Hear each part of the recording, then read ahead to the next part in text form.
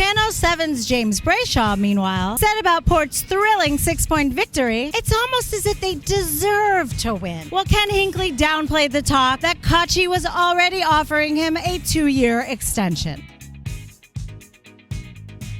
Welcome back to AFL from LA. I'm your host, Cindye, and I'm standing here outside the world-famous Comedy Store, where everyone from Jim Carrey to Jerry Seinfeld have performed, and it's one of the host venues for this week's Netflix is a Joke Festival. A few things I've learned this round. Everyone loves a draw. No one loves a draw. Actually, I think it's about 50-50. Let's get to it. Melbourne coach Simon Goodwin made the brave admission that his strategy of not kicking any goals or points until the 10-minute mark of the second quarter may have contributed to his team's 1-point loss to Carlton. It was the first time under Goody's tenure that the D's had a scoreless first quarter, with the master strategist concluding, "We gave a good team a 6-goal start. That's where the game was won and lost." This powerful insight is believed to have rocked the competition's other coaches, who are now scrambling to remove gift 6-goal head starts from their game plans going forward. Only Alistair Clarkson remains a dissenting voice, still tossing up whether to bravely trial the tactic. Goodwin's strategy is said to have arisen from continued criticism of Melbourne for their, as one fan put it, dogshit accuracy in front of goal. Insiders say Melbourne players were relieved when they were told they wouldn't actually be required to kick a goal during the first term. Problems arose, however, when wily veteran Michael Voss caught wind of the bold scheme and countered with his own kick 6 straight before they know it hit him game plan. The Blues play top of the ladder Cindye next, while the D's travel to Perth to meet the Eagles. Not sure what Goody has up his sleeve, but I'm guessing Simo's boys will not be getting a 6-goal head start. Despite being ruled out of next week's game due to concussion, the AFL has declared that Geelong star forward Jeremy Cameron was managed consistent with AFL concussion guidelines during the Cats game against Port Adelaide. When asked to expand on these guidelines, the AFL happily obliged, saying star players with games on the line in front of big home crowds were allowed to tell doctors to f*** off. They also stipulated that successful coaches of successful Victorian teams get free rein to whinge about umpiring so long as they use words like "they've got a tough job" and remind everyone of the golden rule. The coaches who just lost must never talk about umpiring. Channel 7's James Brayshaw, meanwhile, said about Port's thrilling 6-point victory, it's almost as if they deserve to win. While Ken Hinkley downplayed the talk that Kachi was already offering him a 2-year extension. Port keep their top 4 hopes alive, sitting at 6-3, while the Cats lose their second game in a row and go to 7-2. They've got the Suns up next this Thursday night in Darwin, a place they've never played before, and where Dimma's boys just love to play. Could this be 3 losses in a row for Chris Scott's Kittens? Ross Lyon is being lauded as a truth-telling maverick after his brave emergency press conference finally revealed the mystery behind St Kilda's inability to score the AFL. The 3 journalists in attendance were gripped as Ross revealed the AFL's policy of allowing runners to deliver just 4 messages a quarter to the players was the source of St Kilda's scoring woes, and that had left him feeling, quote, like a neutered dog. Saints fans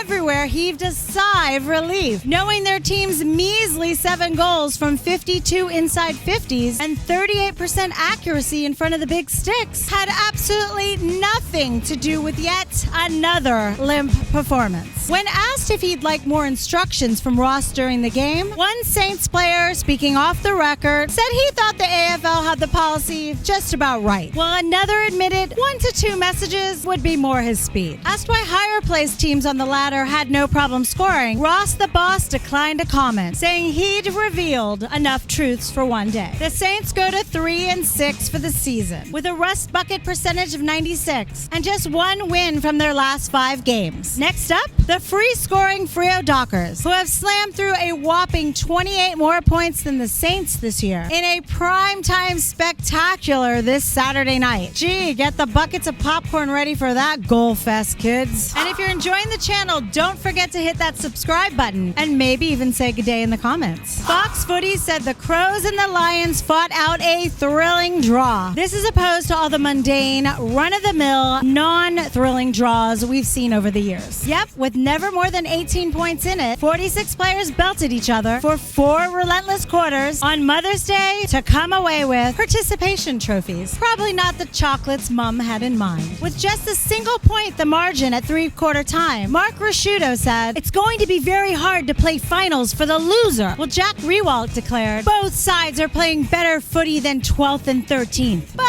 it's on 12th and 13th that both teams remain, with finals looking about as likely as Eddie Maguire buying property in Carlton." So who really won on the day? The fans? The purists? Champion data? One thing's for sure. Nobody could argue that it wasn't the most profoundly meaningful, meaningless result since every other draw in AFL history.